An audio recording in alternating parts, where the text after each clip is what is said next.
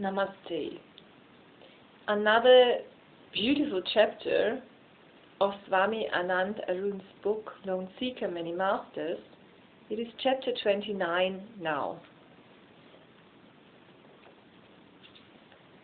Sadho Sahaj Samadhi Bhali. The places where a seeker attains the ultimate truth remain charged for years. The more receptive a person, the more he will be able to soak this energy. I have experienced this myself.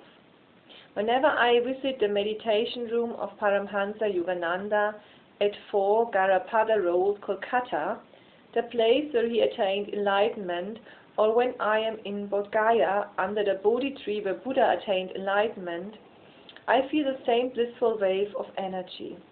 And time doesn't make much of a difference either.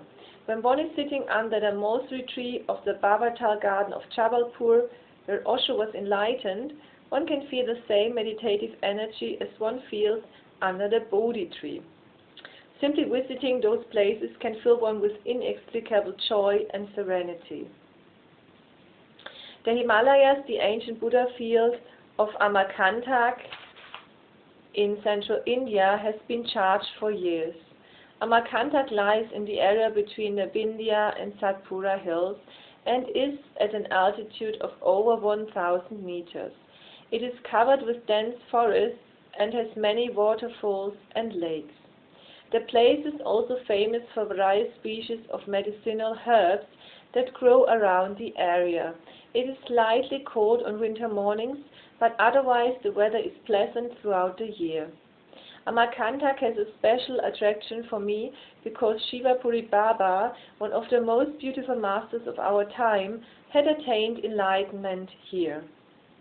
In the East we have a belief that all places where an enlightened master lives are holy sites, but the places where they were born, become enlightened and live their bodies have a special significance. They are called Maha Tirthas, the holiest of holy places.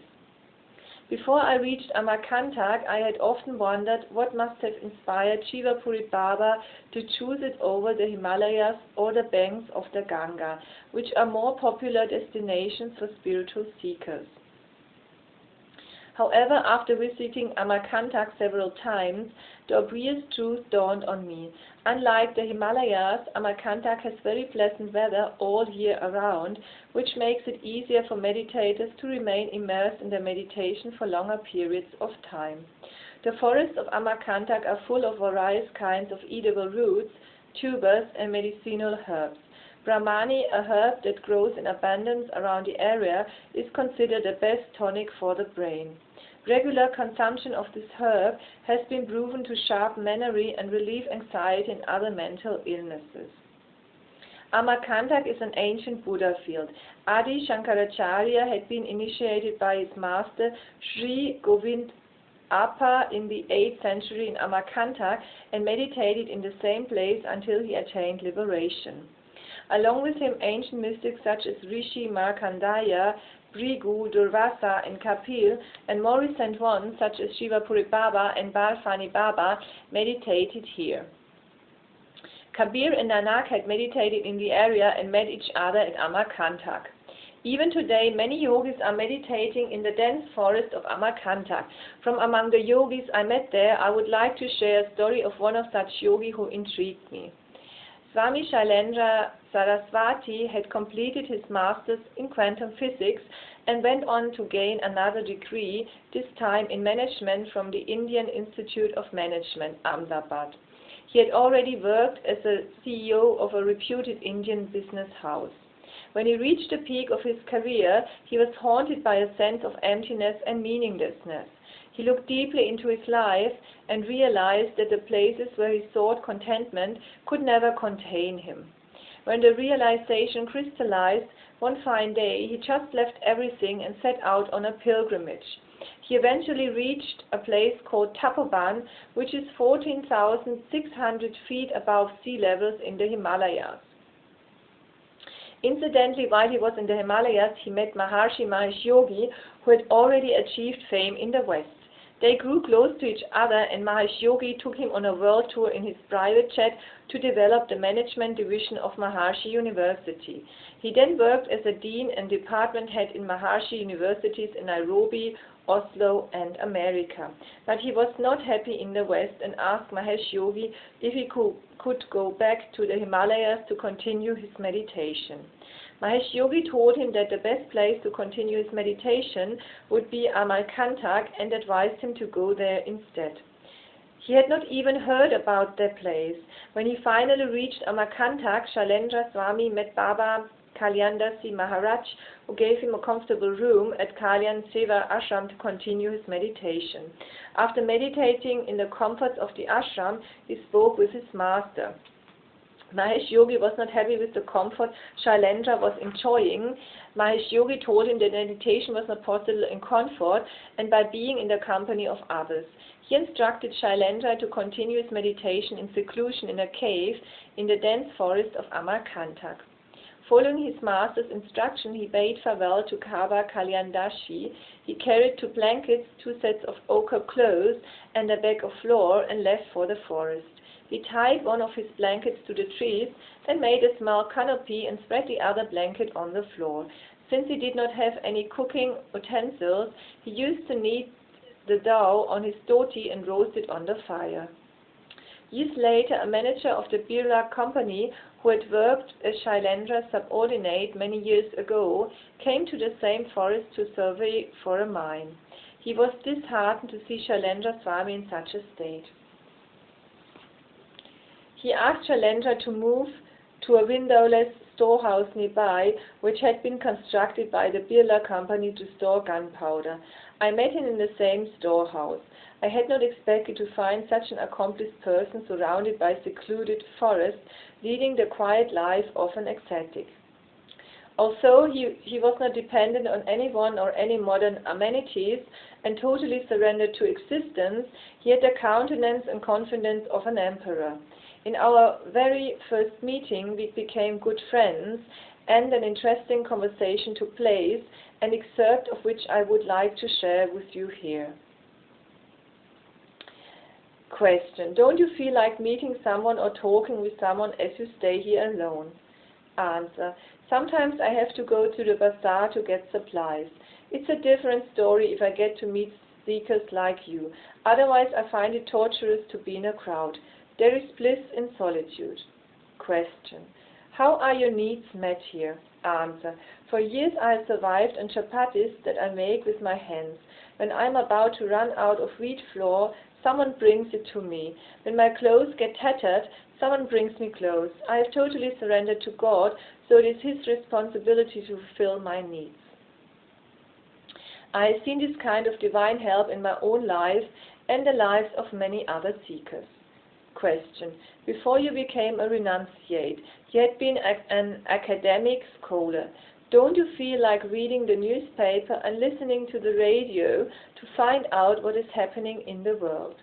Answer: not at all. The radio and newspapers only talk about negative things.